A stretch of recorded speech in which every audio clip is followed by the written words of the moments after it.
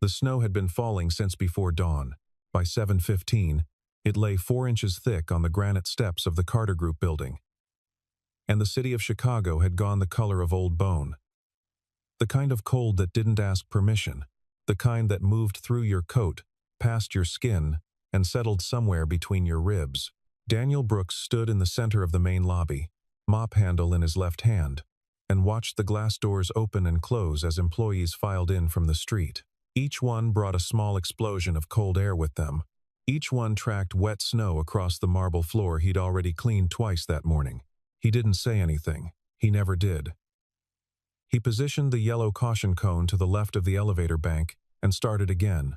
6:45 he'd arrived. The building had been dark and quiet. He'd worked through the kitchen on the 14th floor, the conference rooms on 8 and 9, the executive bathrooms on the top 3 floors. Now, at 7:15, as the lobby filled with coats and briefcases and the sound of people who had places to be, Daniel cleaned the marble floor for the 3rd time, and no one looked at him. That was the arrangement. Unspoken. Precise. He was part of the building, like the elevator or the ventilation system. Functional. Necessary. Invisible. At 7:32, the elevator bank chimed. The doors opened, and Amelia Carter walked out. She was 32 years old, and she moved like someone who had never once been late. Dark blazer, dark slacks, hair pulled back without a single strand out of place. She carried a leather portfolio under her left arm and her phone in her right hand, and she was already talking before she reached the lobby floor. Push the Hargrove meeting to 9. I need 30 minutes with legal first. She listened for 2 seconds. That's not a suggestion, Marcus. She ended the call without looking up. Behind her came 3 members of her executive team, matching her pace, speaking in lowered voices. The lobby staff straightened. The receptionist smiled in a way that looked like it had been practiced. Amelia Carter paused. She looked at the wet floor, at the yellow cone, at Daniel standing 3 feet away with his mop. Something behind her eyes shifted, not quite recognition, not quite the opposite of it, an assessment. Brief. Clinical. Then she looked at Richard Cole. Cole was the building's systems engineer. He was standing near the reception desk, with his tablet pressed against his chest, and an expression that Daniel had seen before, the look of someone who had already decided something and was waiting to announce it. "Miss Carter," Cole said. "I need 5 minutes. You have 2. Cole glanced at Daniel, then back at Amelia. The server room logs show unauthorized access last night. Between midnight and 4 a.m. Someone interfaced with the primary relay panel on sublevel 2. He turned the tablet to face her. The access logs were modified, but not cleanly. The lobby had gone quiet. Not completely. There was still the sound of the street outside, the low hum of the HVAC system, the distant ping of an elevator on an upper floor.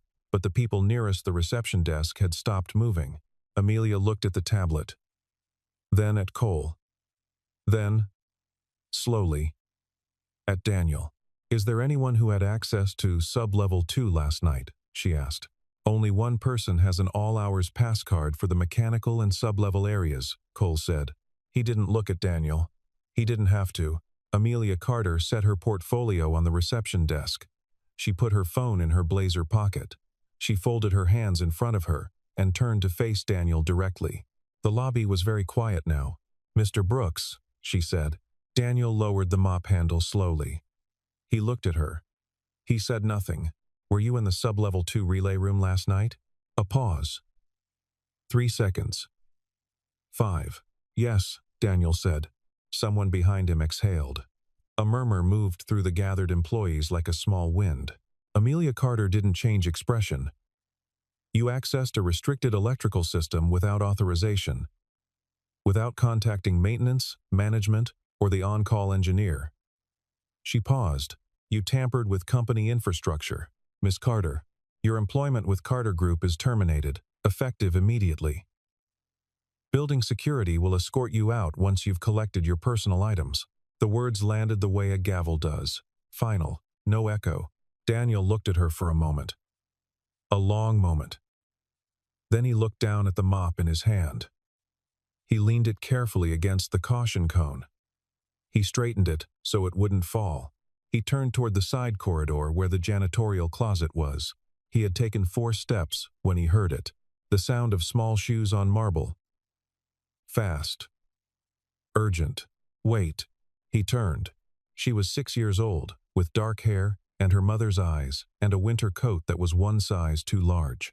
She had come from the direction of Amelia's private elevator, the one that connected to the executive parking garage.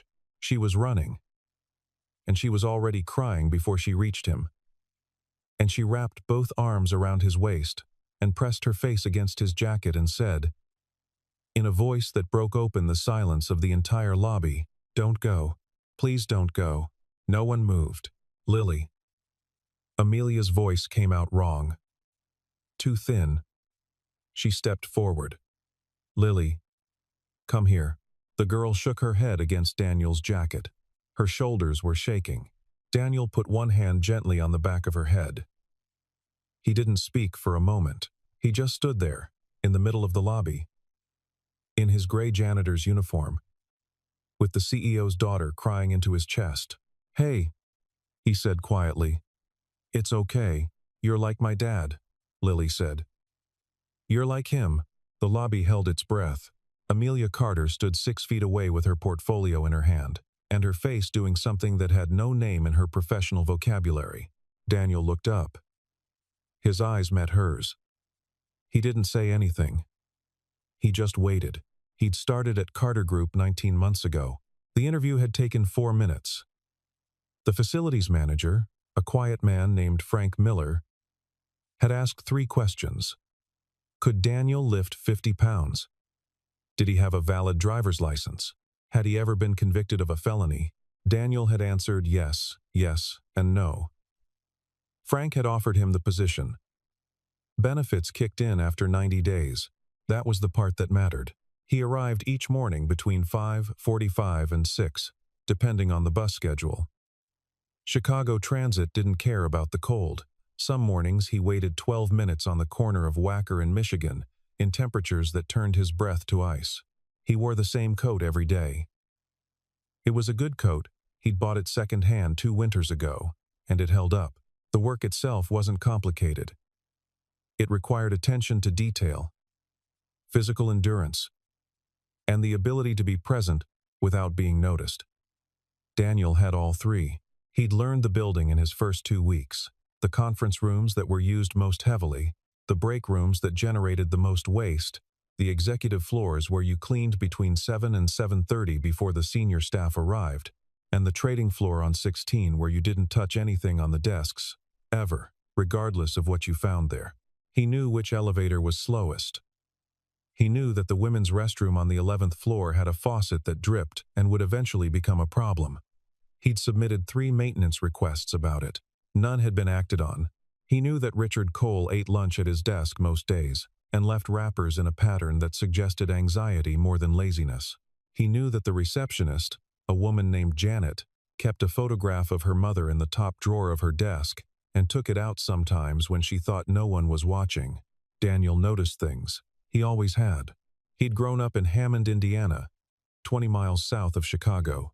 His father had been an electrician for 31 years, working commercial and industrial jobs, and Daniel had spent summers on job sites, learning the language of voltage and load and relay timing before he'd learned to drive. He'd gone to Purdue on a partial scholarship, mechanical engineering, and made it through 2.5 years before his mother got sick and the money ran out and the choices narrowed down to one. He'd come back, taken whatever work was available. Married young, too young, maybe, though he still wasn't sure that was the problem. His daughter Emma was born when he was 26. The heart condition was discovered at her 6-week checkup, the kind that required monitoring, then surgery, then more monitoring, the kind that changed the shape of every financial decision he made. His wife, Claire, had left when Emma was 3. Not because of the medical bills exactly, more because of what the medical bills had done to everything else. He didn't blame her. He'd stopped spending energy on blame about a year after she left. Emma was 6 now. She had her mother's hair and Daniel's attention to detail. She noticed things. She liked to draw floor plans of buildings they passed on the street and ask Daniel to explain what each room was for. The insurance through Carter Group covered 70% of her cardiology appointments. It covered 60% of her prescriptions. It covered, after a lengthy approval process, 45% of the surgical consultation they'd had in October. This was why Daniel arrived at 5:45 every morning, regardless of the temperature. This was why he did not argue when employees spoke past him or through him. This was why he submitted maintenance requests about dripping faucets and received no response and submitted them again. Emma needed the coverage. Everything else was secondary. He was not, it should be said, without skill. He understood electrical systems the way some people understand music intuitively, with an ear for what was off before the problem became visible. He'd fixed 3 separate issues in the Carter Group building in the past 19 months, without being asked to and without telling anyone. A flickering breaker on the 9th floor that would have become a fire risk by spring. A circulation pump in the sub-level heating system that had been miscalibrated for months. A grounding fault in the server room cooling unit that he'd caught during a routine cleaning sweep and corrected in 40 minutes using tools from the maintenance cabinet and knowledge he'd carried in his head for years. He hadn't filed reports on any of them. He wasn't sure what the protocol was. He wasn't sure it was his place. He just fixed things. Then he went back to mopping floors. The employees who noticed him at all thought of him as reliable, quiet, the kind of man who appeared when something was wet or broken and disappeared when it wasn't. They called him by his first name in the generic, slightly distracted way people called their mail carriers by name accurately but without weight. He was 33 years old, and he had not been invisible his entire life. He remembered a time when he'd sat in the front row of engineering lectures and argued circuit theory with professors, and felt the specific electricity of understanding something deeply. He carried that memory the way you carry an old photograph carefully, without looking at it too often. Emma asked him sometimes what he wanted to be when he grew up. He always said he was already grown up. She always said that wasn't an answer. Amelia Carter had inherited the company at 29.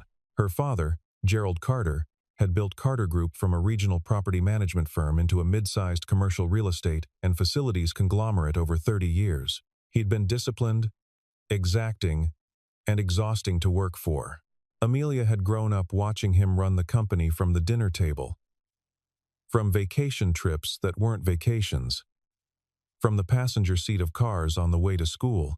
She'd sworn she wouldn't do the same thing. She'd done exactly the same thing. Gerald had died of a cardiac event on a Tuesday morning in March, 3 years ago. He'd been at his desk when it happened.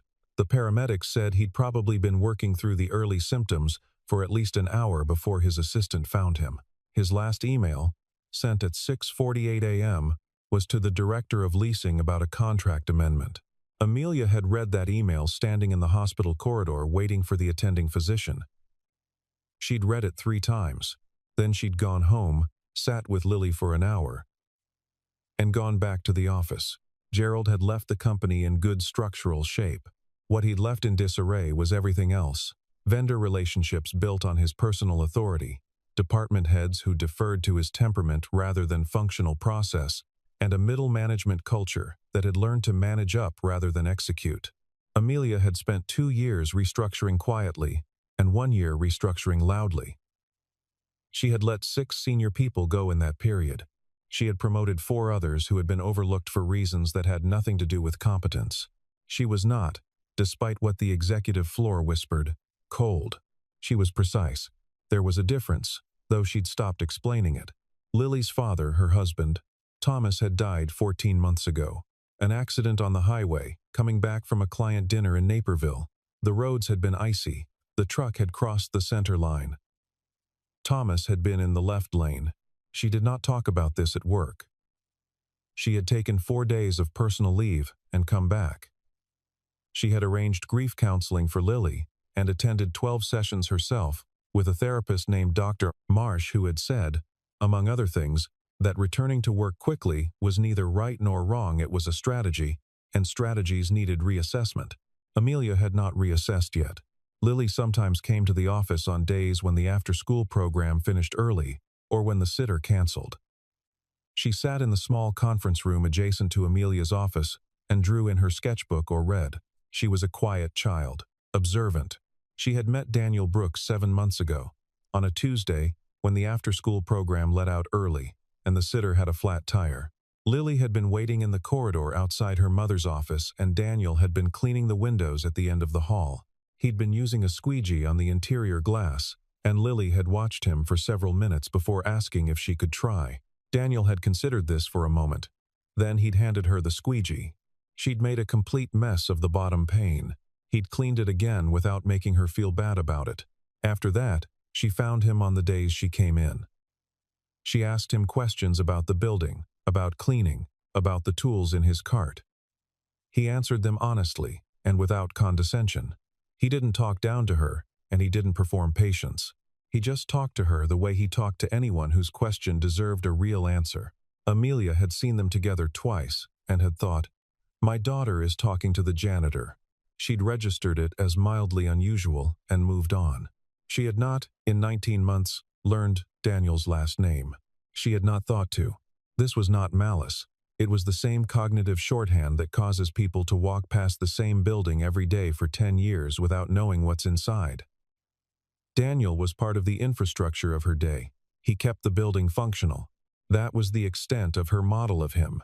The Hargrove contract was worth $140 million over 7 years. It was the largest single contract in Carter Group's history.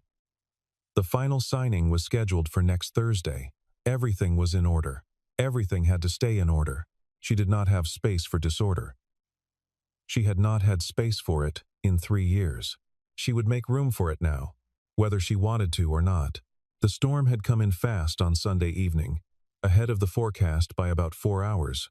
By 10 p.m., the wind was gusting to 45 miles an hour along the lakefront, and the snow was coming horizontally across the upper floors of the taller buildings. The city had issued a weather advisory. Most of the roads were running at half speed. The Carter Group building was empty, except for the overnight security guard, a man named Owen, who sat at the front desk reading and periodically checking the exterior cameras. Daniel had been on his way home when he got the call, not a call from management.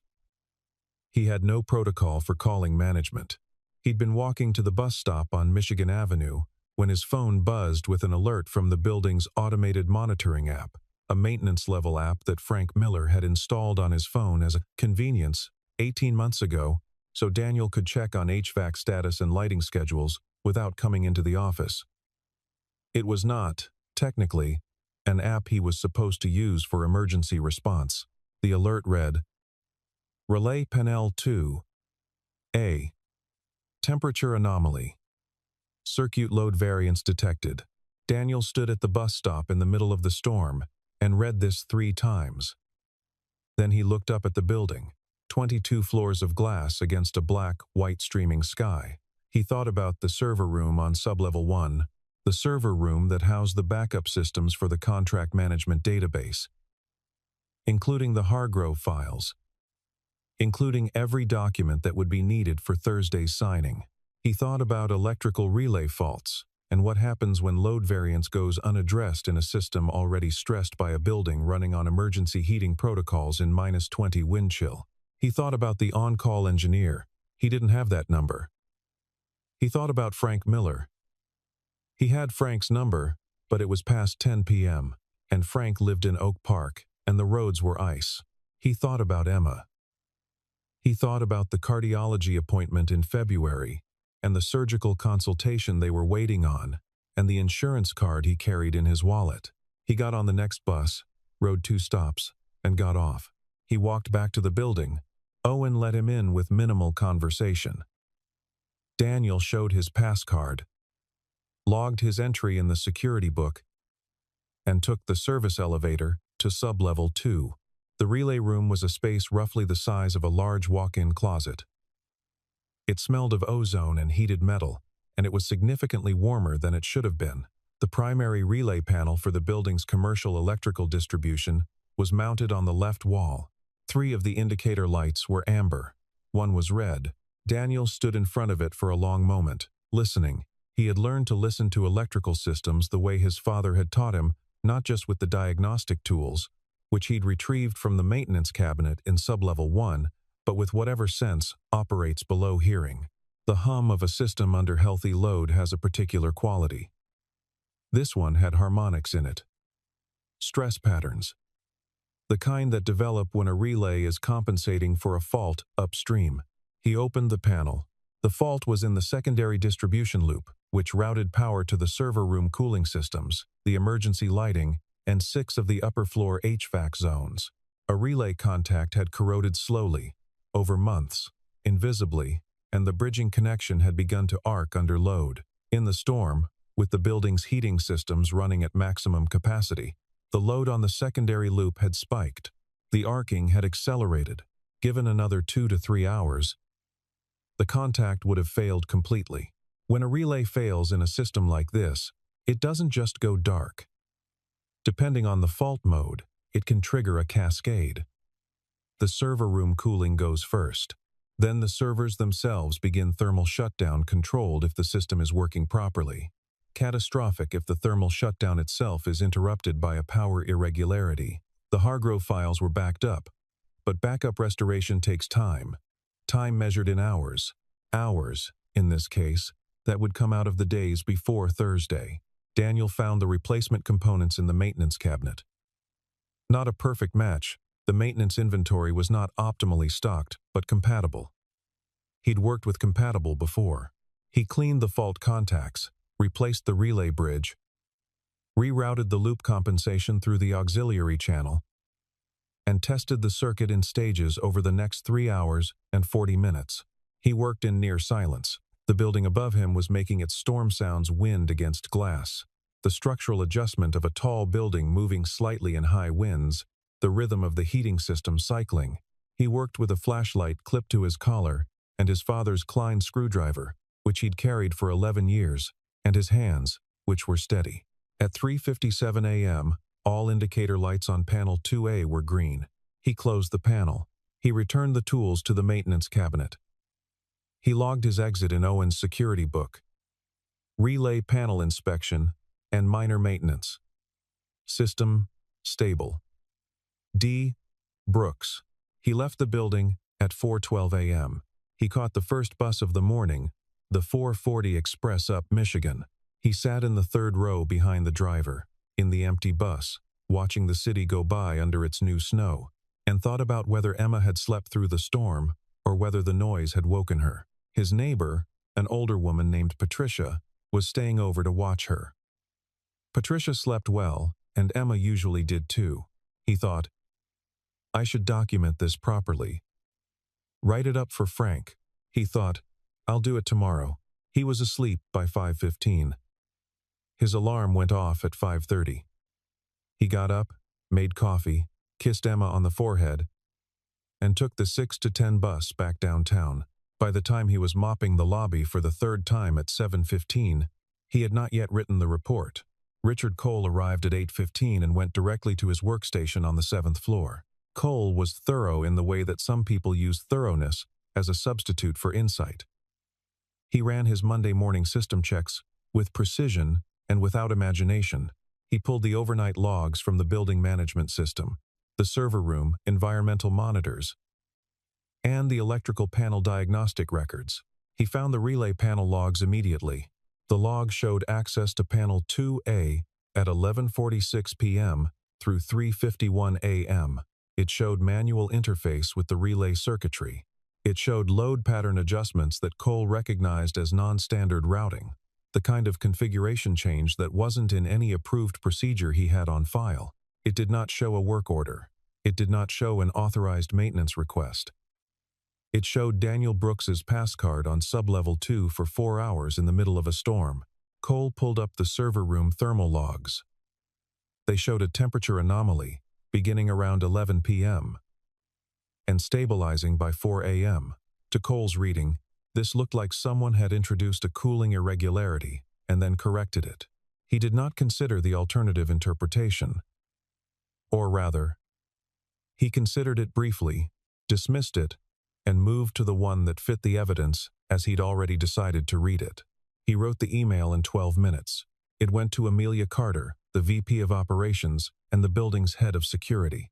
Subject line, Potential Security Infrastructure Incident, Sublevel 2, Overnight 12/7.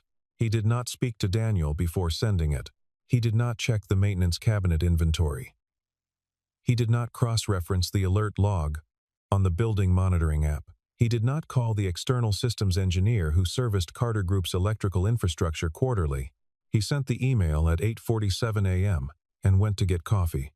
By 9:15, the email had been forwarded internally 3 times. By 9:40, 2 people on the executive floor had mentioned it to each other in the hallway outside the copy room. By 10 o'clock, the ambient narrative in the building had organized itself around a simple story. The janitor did something to the server. Daniel heard versions of this throughout the morning. He heard it the way he heard most things in the building, not directed at him, around him, between people who weren't quite aware he was there. He thought about going to Frank Miller. Frank's office was on the 2nd floor, small and practical, with a plant that Frank's wife had brought in, and that Frank watered faithfully, even though it was plastic. He thought about writing the incident report he should have written at 5 a.m. He thought about whether either of those things would matter now that the email had already gone out. He cleaned the executive kitchen on the 20th floor. He wiped down the espresso machine, the counter, the sink. He emptied the trash. He straightened the chairs. He was quiet. He had been quiet his whole working life here. He had been invisible and functional and correct. He had done things no one asked him to do and no one had noticed. He had asked for nothing except to do his job and keep his daughter insured. He went back downstairs and kept working. He was mopping the lobby for the 4th time when Amelia Carter stepped off the elevator with her executive team and Richard Cole. They gathered near the reception desk. Employees heading to mid-morning meetings slowed as they passed.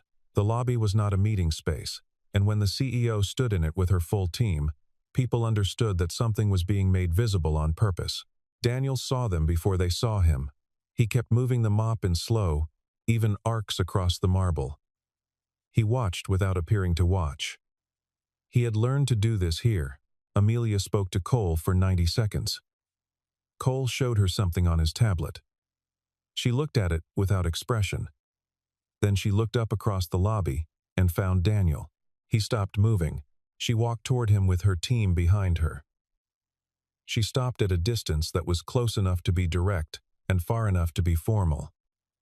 The lobby around them had gone from busy to attentive.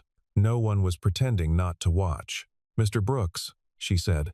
"Miss Carter, I've reviewed the overnight incident report regarding sublevel 2. She paused.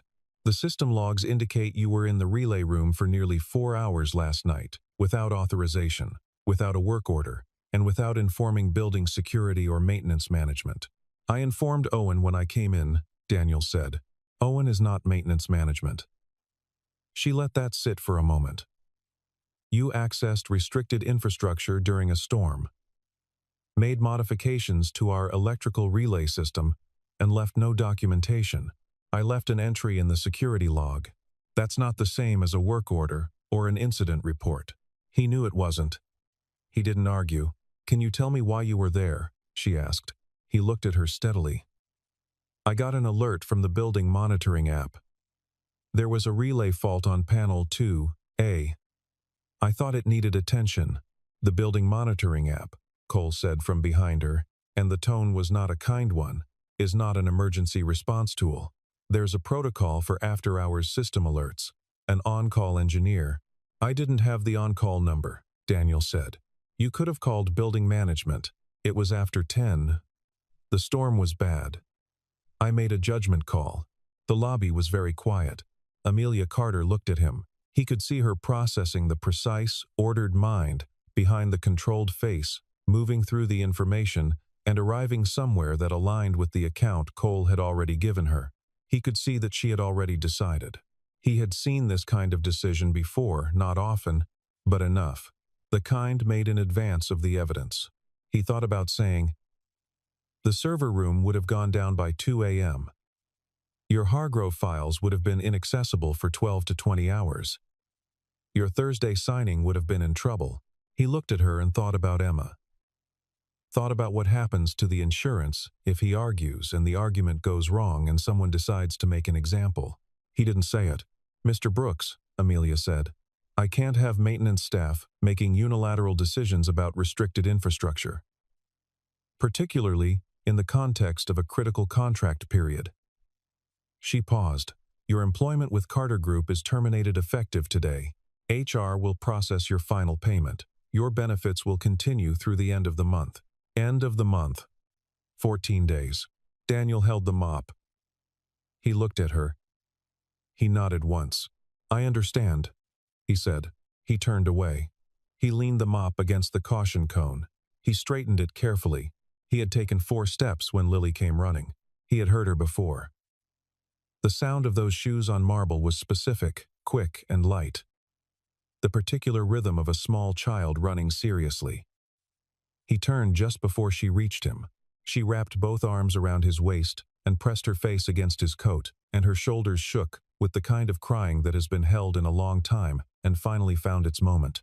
Don't go, she said. Please don't go. He put his hand on the back of her head. He could feel the warmth of her, the small trembling of her. Hey, he said. It's okay.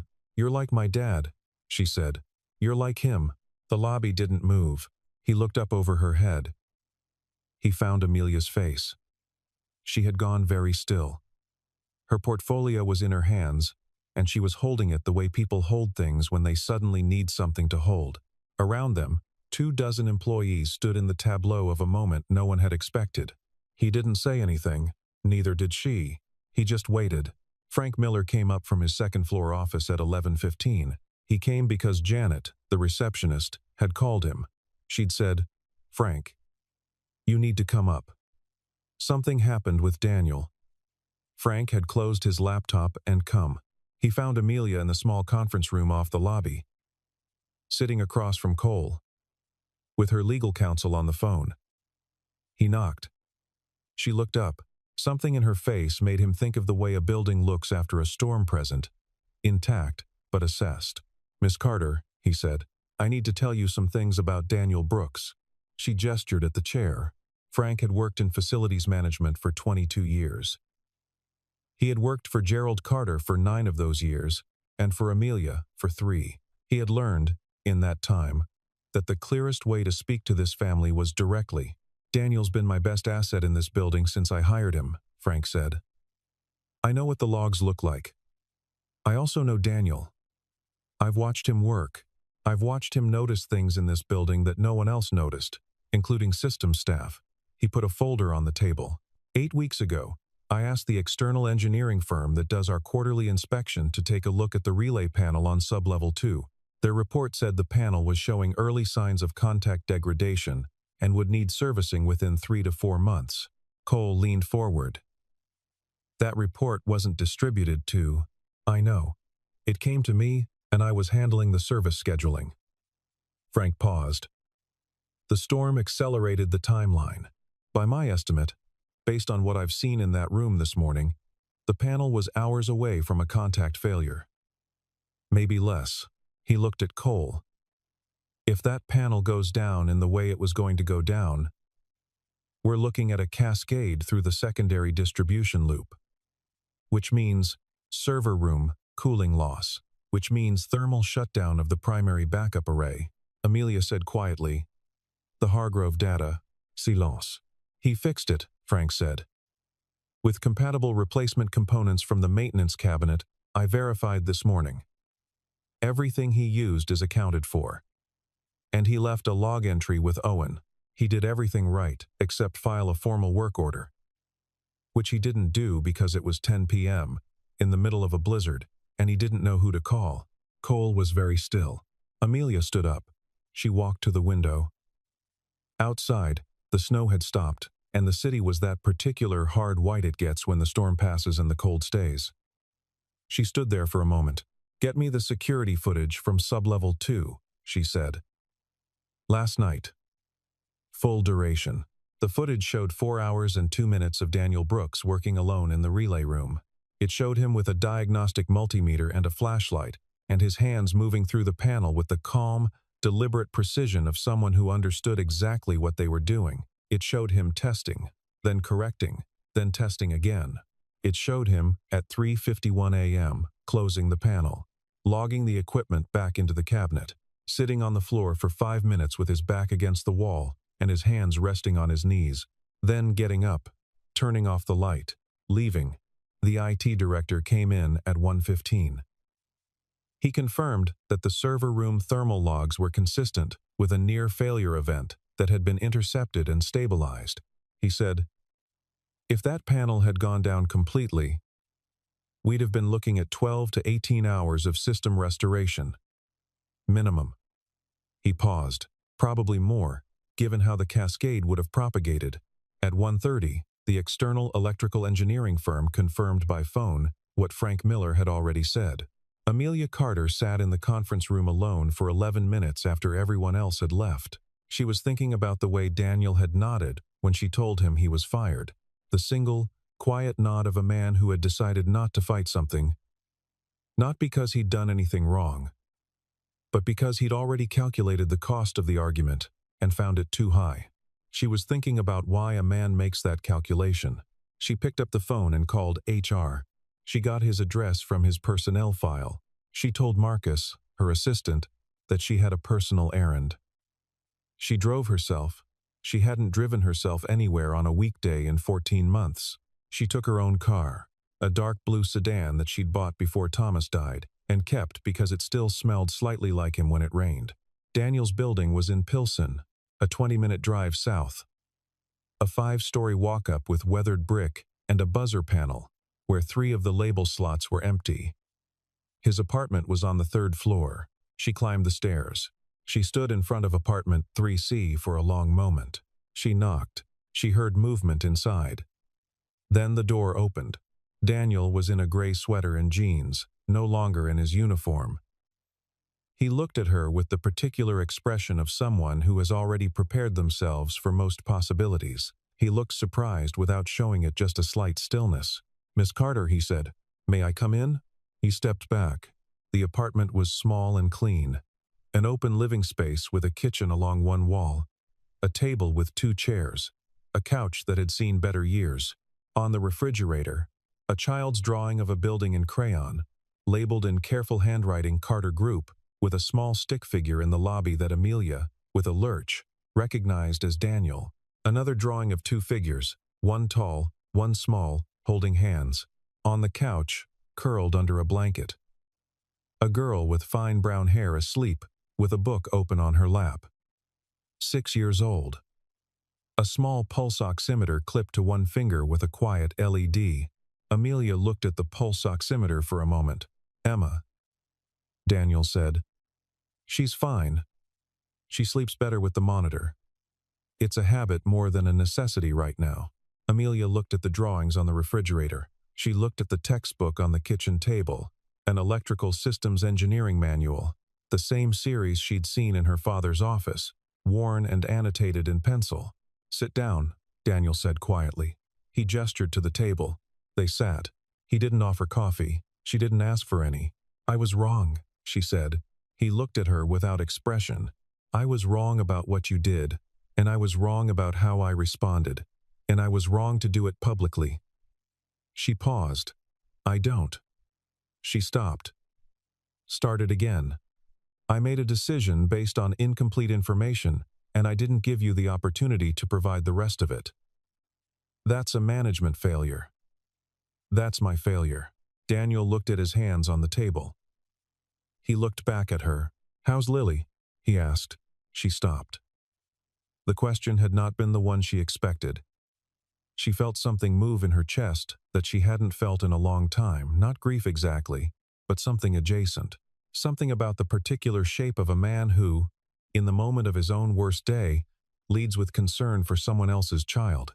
"She's with her grandmother today," Amelia said. "She's upset. She paused. "She misses her father. She's been missing him for a long time, and sometimes it comes out sideways." Daniel nodded. "She talks about you," Amelia said. "I didn't realize how much until today." He was quiet. "I'll reinstate your position," she said. "Full back pay. And I want to discuss." "I heard you," he said. "I'll need to think about it." She nodded. She'd expected that. She stood up. She looked at Emma on the couch, at the slow, even rise of the blanket over the girl's chest. "She's got good coloring," Amelia said. It came out quietly. "She's doing well," Daniel said. "The February appointment will tell us more." Amelia put her coat on. She picked up her keys from the table where she'd set them. She paused at the door. "I'm sorry, Mr. Brooks," she said. "For all of it." He looked at her. "Daniel," he said. She nodded. "Daniel." She went down the stairs and out into the cold. The all-hands meeting was at 9 a.m. the following Thursday.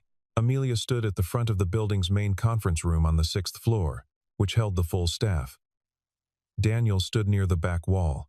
He had been reinstated the day before, formally, with back pay as promised. He had come in that morning in his uniform. He had mopped the lobby. Amelia did not use notes. "3 days ago," she said, "I terminated a member of our facilities team in this building, publicly, without adequate process, and without giving him the opportunity to explain his actions. What he had actually done was respond to a building emergency alone, in the middle of a storm, at 10 p.m., and prevent a system failure that would have significantly compromised our operations in the lead-up to the Hargrove contract signing, which, as you know, happened yesterday." The room was still. "I relied on a single report, without cross-referencing the available evidence. That's an error in process, and an error in judgment. It should not have happened." She paused. "Richard Cole has resigned from his position as systems engineer effective this week. That was his decision, and I think it was the right one. We will be reviewing our after-hours emergency protocols and the communication channels between maintenance and engineering." She looked across the room until she found Daniel against the back wall. "Daniel Brooks has been reinstated with back pay," she said. "I want to apologize to him publicly, which is appropriate given that I made the original mistake publicly." She paused. "Daniel, I'm sorry. You did the right thing. I didn't." The room was very still. Daniel gave the single quiet nod. The same one as before, but different now. After the meeting, Amelia asked him to stay. Frank Miller sat in on the conversation, which helped. Frank's presence made things feel more like a professional discussion and less like an ambush, which Amelia appreciated, and which she thought Daniel might appreciate too. She'd asked IT and HR to pull Daniel's application materials, the materials he'd submitted 19 months ago when he'd applied for the janitor position.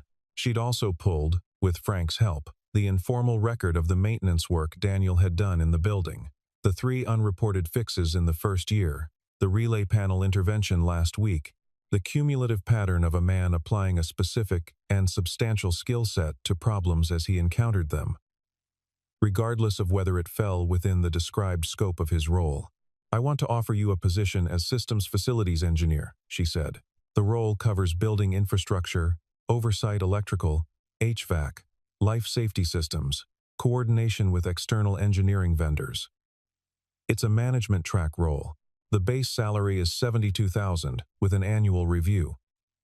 She paused. "The benefits package is better than what you're currently on. The health coverage is comprehensive." She watched him when she said, "health coverage." She saw it land.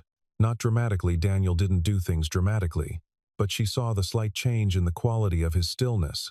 "The schedule," he said. "I have constraints in the morning. Frank tells me you're currently working 6 to 2:30. The engineer role has core hours of 8 to 4:30, with flexibility on both ends. We can make it 7:30 to 4, and there's remote capacity for the monitoring work." He looked at the table. He looked at Frank. Frank gave the small, neutral nod of a man who has already registered his own support and doesn't need to repeat it. "I need to think about it," Daniel said. "I know. I'll have an answer tomorrow." He went back to his work. Amelia went to her office. She sat at her desk and stared at the Hargrove contract. Signed now. Sitting in its folder on her desk. $140 million. Secured because of a man she'd tried to fire. She thought about her father, and the 6:48 a.m. email, and the question of whether being right about a decision being technically, procedurally correct, is ever sufficient. She'd spent 3 years believing precision and correctness were synonyms for good leadership. She was revising that. It was Lily who decided it, in the end. Amelia brought Lily to the office the following afternoon, a Friday, early release. Lily went, as she always did, to find Daniel. He was in the corridor near the east stairwell, replacing a section of baseboard that had been damaged when a moving dolly scraped it during a furniture delivery the week before. It was not his job. He was doing it anyway. Lily sat on the floor next to him and watched. "Are you staying?" she asked. He looked at her. "I'm thinking about it." "Good," she said. "Because I told Mrs. Patterson, that's my teacher, about the relay thing. And she said anyone who fixes electricity in a storm at night is basically a superhero. And I said, you're not basically, you're actually." He looked at the baseboard in his hands. A small muscle near the corner of his mouth moved. "Lily," he said, "your mom's job offer. Do you know about it? She told me. She tells me things." Lily picked at the carpet beside her knee. "She cries sometimes when she thinks I'm asleep." "Did you know that?" He was quiet. "She doesn't mean to be cold," Lily said. "She just doesn't know how to be warm when she's scared." She looked at him with her mother's eyes and her own particular directness. "You're good at being warm even when you're scared." "I can tell." Daniel looked at the girl. He thought about Emma, who said things that were too accurate at ages when accuracy shouldn't be possible yet. He thought about what it means to teach a child to be perceptive, or whether you teach it at all, or whether some children just arrive that way, and the best you can do is not sand it down. "I'll take the job," he said. Lily nodded solemnly, as if this had been the correct and expected answer. January came. Daniel started the new role on the second Monday of the month. He wore the same work clothes for the first week. He didn't own professional attire that wasn't his janitor uniform, and no one commented. Frank Miller brought him into the engineering team's morning briefings. The two external contractors who serviced Carter Group's systems quarterly came in the second week for a scheduled inspection, and Daniel spent the day with them, going through the sub-level systems, and by the end of it, one of the contractors had said, without fanfare, that Daniel clearly knew the building better than they did.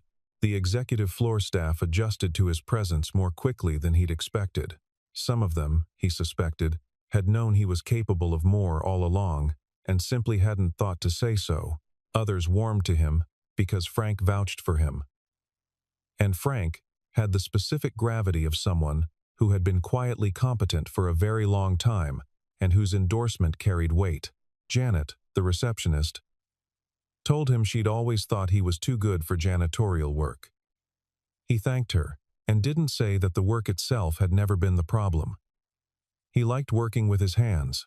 He liked systems the way they were supposed to function, and the gap between that and how they actually functioned, and the satisfaction of closing the gap. He had liked that as a janitor. He would like it at a different pay grade. Emma's February appointment went well. The cardiologist, a careful man named Dr. Harmon, who had seen Emma since she was 8 months old, reviewed her latest imaging and said that the structural correction from her surgery the previous spring was holding as expected. He said the word stable 6 times in 12 minutes. And each time he said it, Daniel felt something in his chest ease slightly. He said they would schedule a follow-up in 6 months. He said the word pleased. He shook Daniel's hand. Daniel walked Emma out of the clinic and into the February cold, and she asked if she could have hot chocolate, and he said yes without doing the mental arithmetic he'd been trained by years of necessity to apply to small expenses. He noticed that he didn't do the arithmetic. He filed that away. Emma started drawing different things. She had always drawn buildings, but now she drew buildings with labeled components: elevators, relay panels, server rooms. She asked Daniel to explain how each part worked. He told her. She drew diagrams. Some of them were reasonably accurate. He put one on the refrigerator next to Carter Group.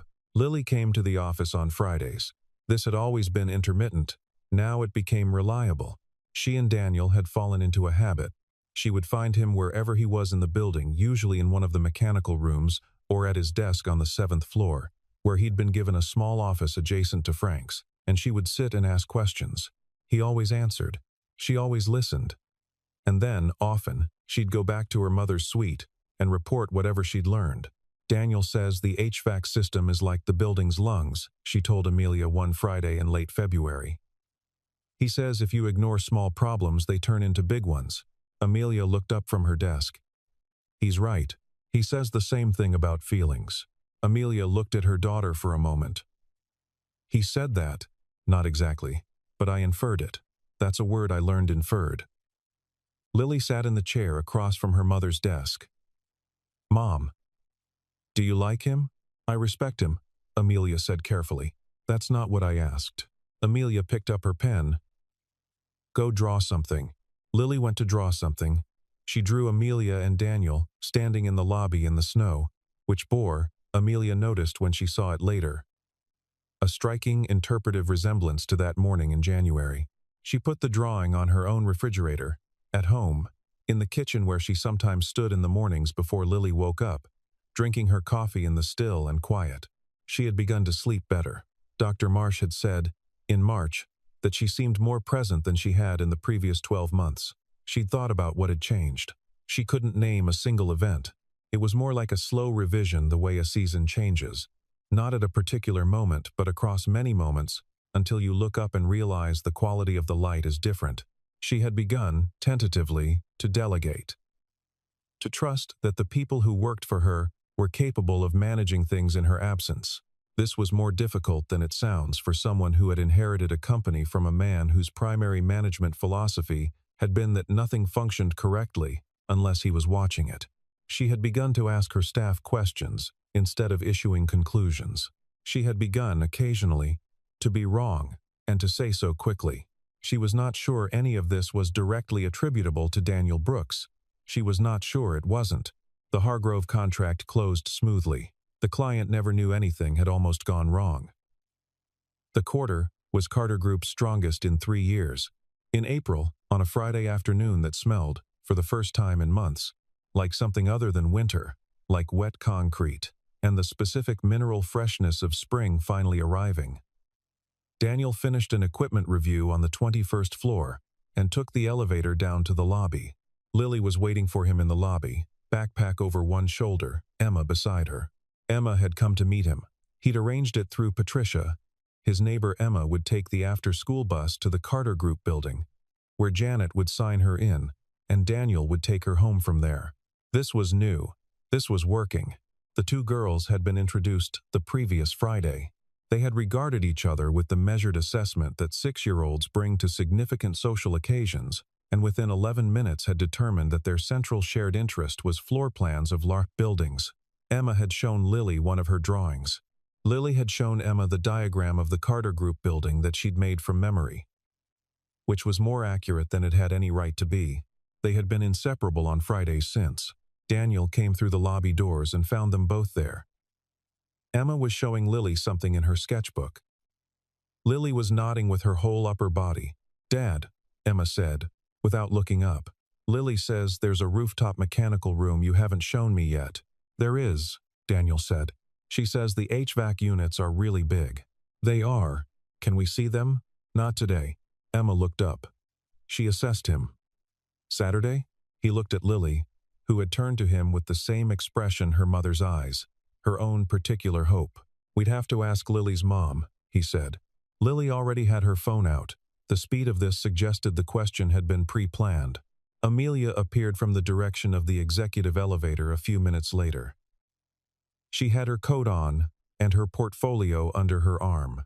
She looked at the small tableau in the lobby, her daughter, and Daniel, and a smaller girl who looked up at Amelia with the frank, transparent appraisal of a child who has already heard about you and is now conducting verification.